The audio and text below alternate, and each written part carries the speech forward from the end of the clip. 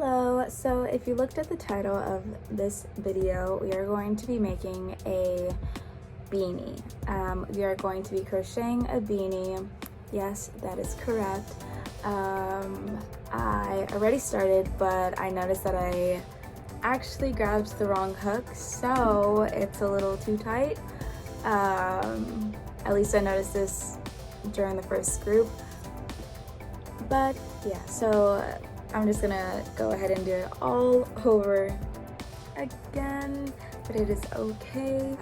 Watch me unwind this. I'll also show a beanie that I already made, and if you want to follow along, I will be explaining everything that I'm doing, so not well, but good enough for you to kind of understand a tad bit of what I'm going to be doing. So yeah, let's get the right hook. I was previously using a 4mm hook, but that is not the right hook. I just felt like it was wrong, you know? We're supposed to be using a 5mm hook. And it says it on the thing for the yarn. Okay, anyway. So I forgot I wanted to show you a beanie that I already made. This is a brown beanie that I made. The length is 9.75 or 9 3/4 inches. The width, I'm not quite sure, but it has a lot of give and pull. So this is the beanie, you know. This is the different like groups that we'll be going into.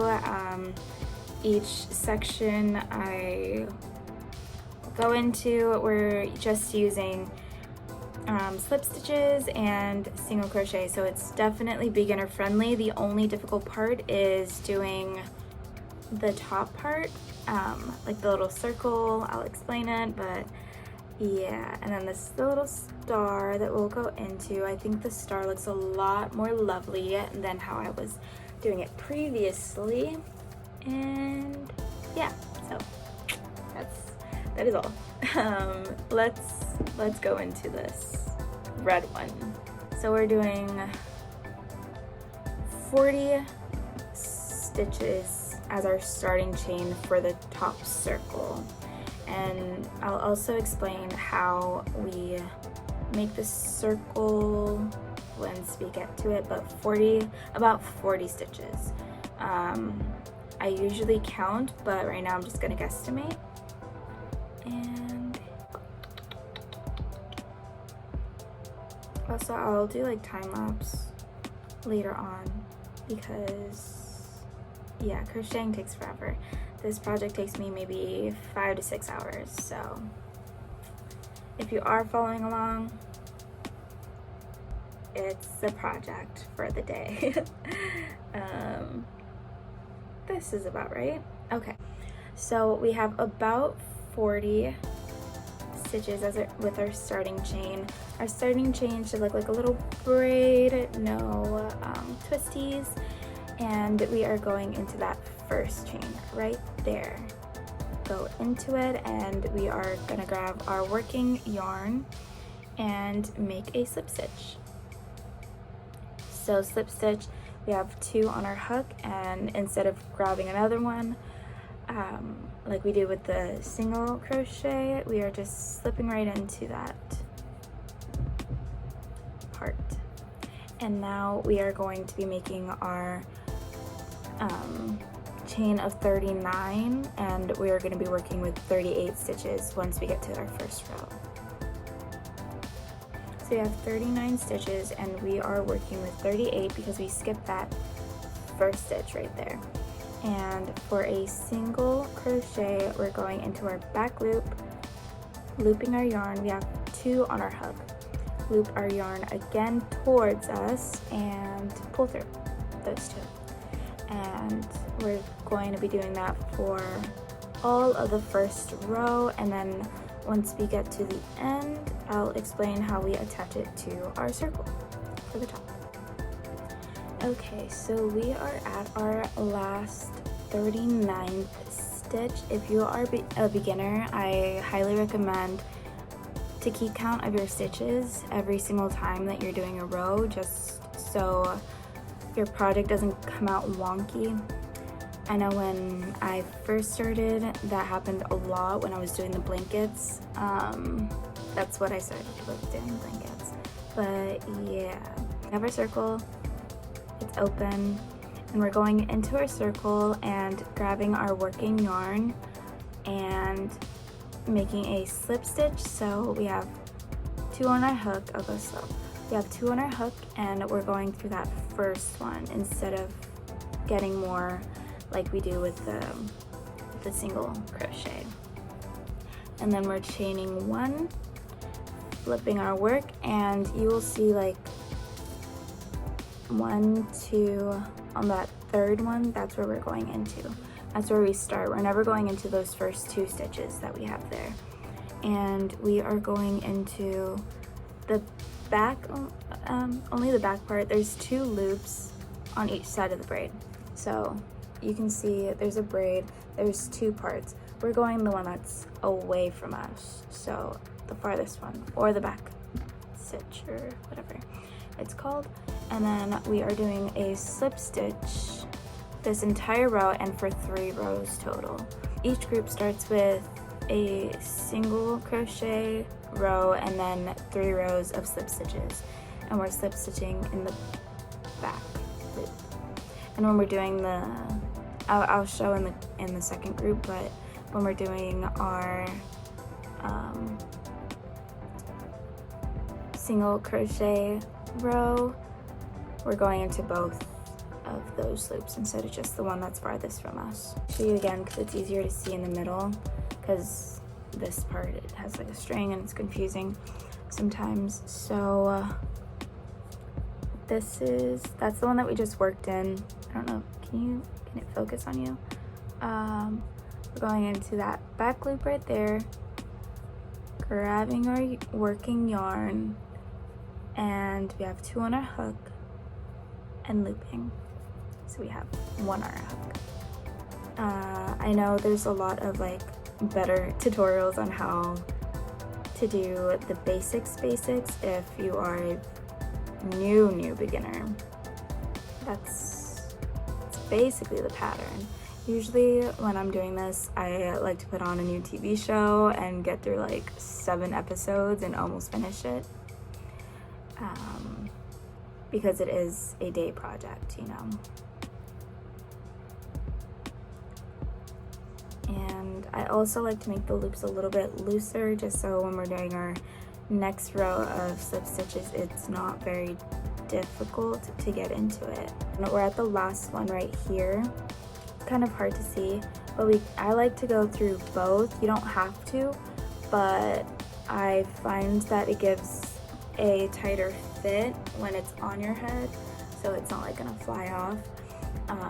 And it also makes the bottom part a straight line instead of kind of zigzaggy. I notice that happens a bit, and we're doing that for the second row and then the start of the third row. End of it, we pull through. That's a slip stitch at the end, so our thing doesn't go unraveled. And slip stitch for the second row, and then for the 4th row we also slip stitch. I also wanted to mention that we are going to be doing these groups because it's easier to see. Like, once we get more, it's easier to see the pattern in groups instead of counting each row, because there's about 19 to 21 groups of 4 rows. So I'm not good at math, so I'm not going to do the math, but it's just a lot of rows to count. That last stitch is so hard to see sometimes. That's why I always recommend for beginners to count their stitches, because something that's, the last stitch is sometimes too tight, but yeah.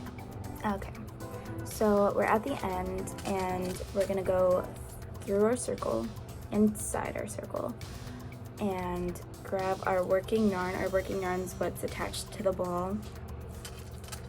Grab it and slip stitch it. So we have 2 on our hook, slip stitch with that back one, grab again, and chain 1. And then we can kind of see the pattern starting. This is the bottom, and then the pattern, that would be our group 1. So yeah.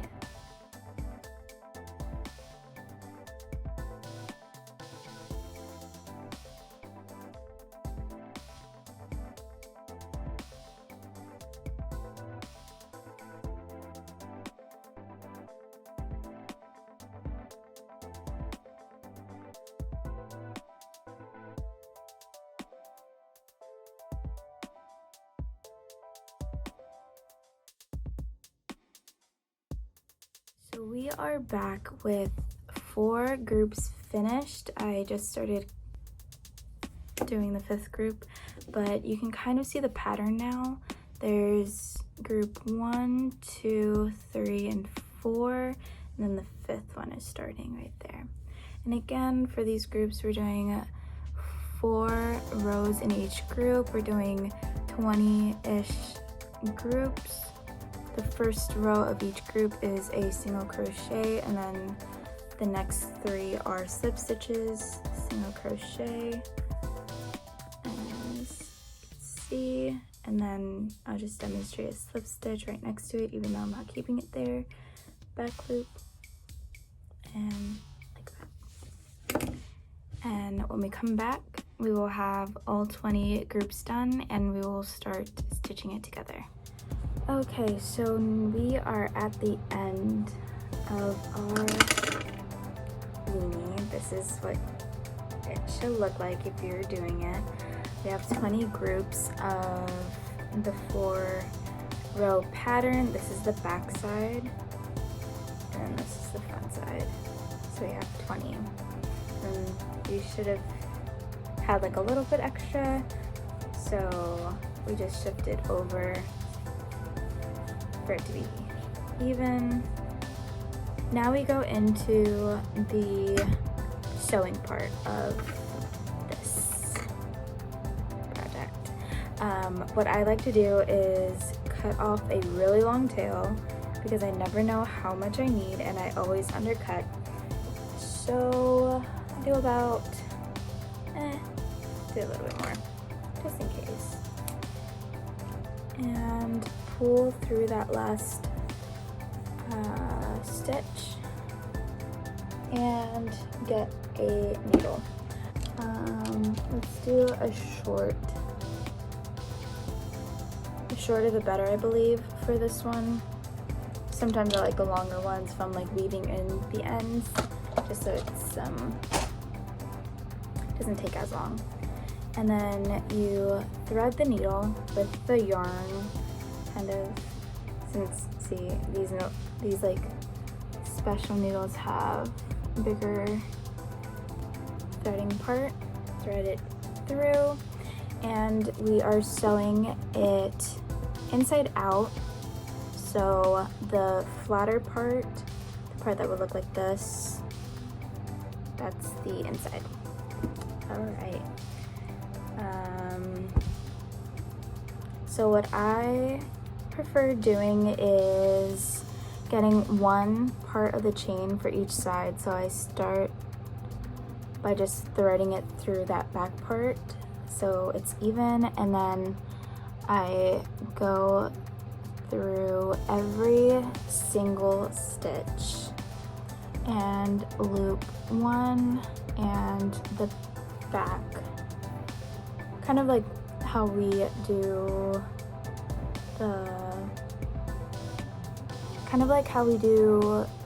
the slip stitches. We're going into that back loop instead of both loops.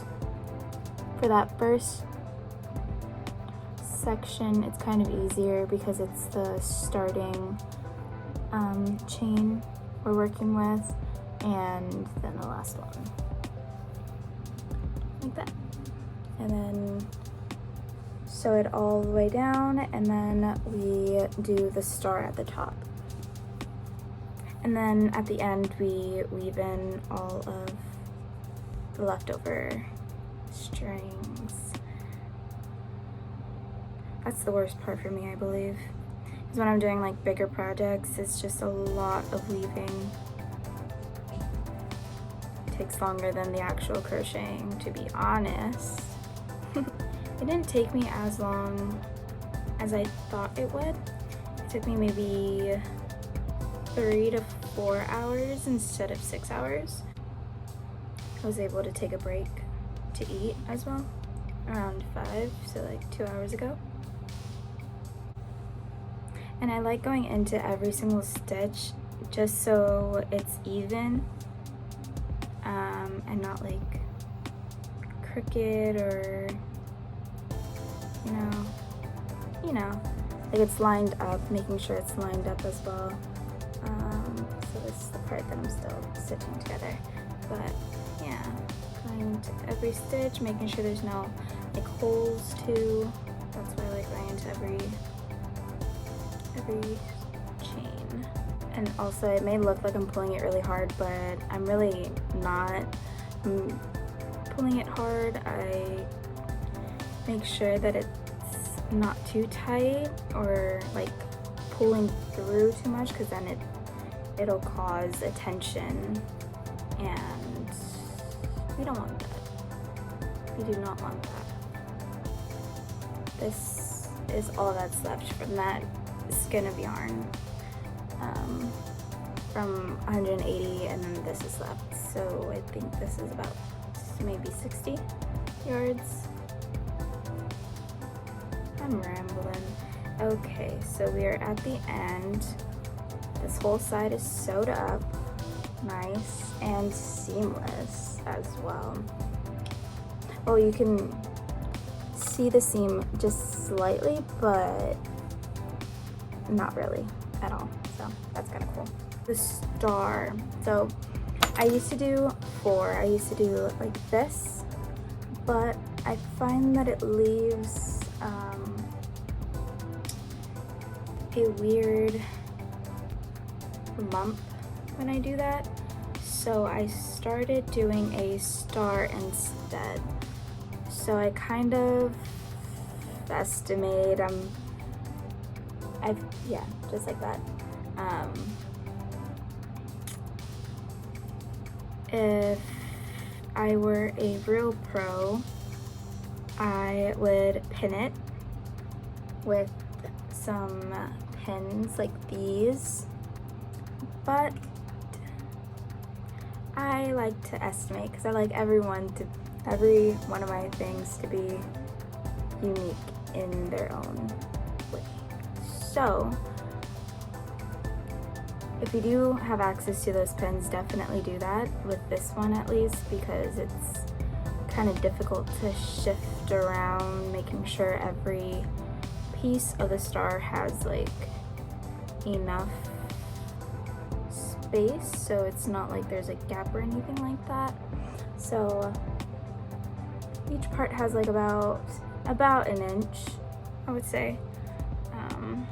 This part needs a little bit more, but yeah.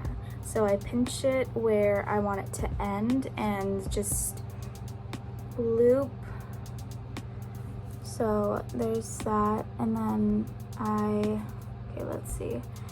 I also want to make sure that it's centered. So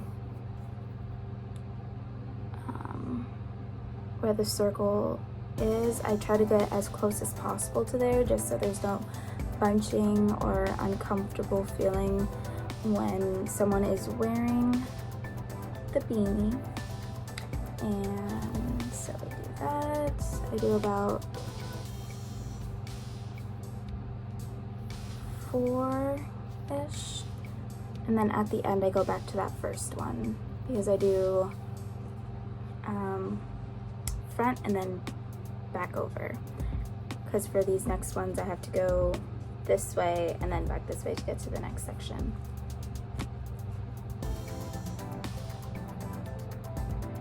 So go like this, basic stitching as close close as possible.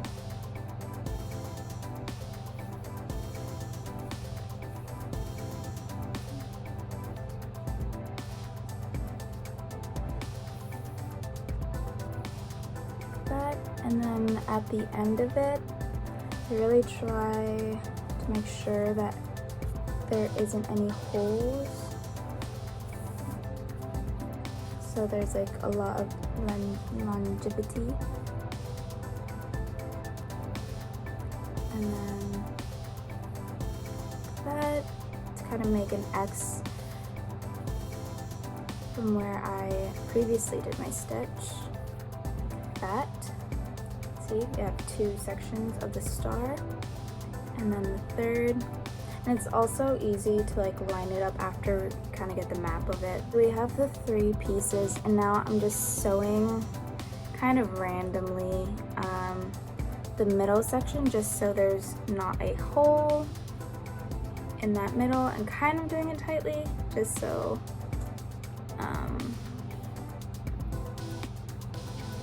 when it is stretched there's no hole. Okay, so that's good. Before weaving in the end, I like to tie it off. It's kind of a little confusing to explain the knot that I do, but I go in kind of thinly into the circle, and with this loop I go through it once, and then when it's tighter I go through it another time, and then pull tightly so there's a tiny knot, but it gets tucked in when it's weaved in. Yeah, so this is a star, and then we weave it in by just taking our needle and sticking it through here, part of our hat, and doing that multiple times back and forth. That's what I like to do.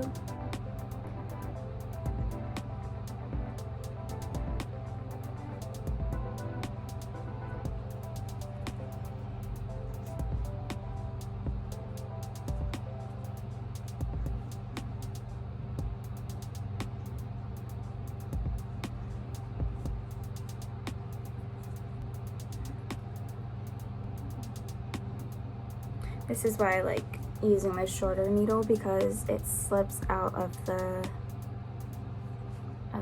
yarn slips out of it so often when I'm going back and forth. And since sometimes the string is so short, it's easier to pull it through without it getting undone. And this is our backwards beanie. And this is it the right way. Ta-da! We have a beanie. And it has lots of stretch. I would just suggest washing it before wearing it. So yeah, this is it. Do you like it? Do you like it? Do you like it? It is kind of going towards one way. I don't know how to make it straight, but that's okay. Not everything has to be straight. There we go. Yeah.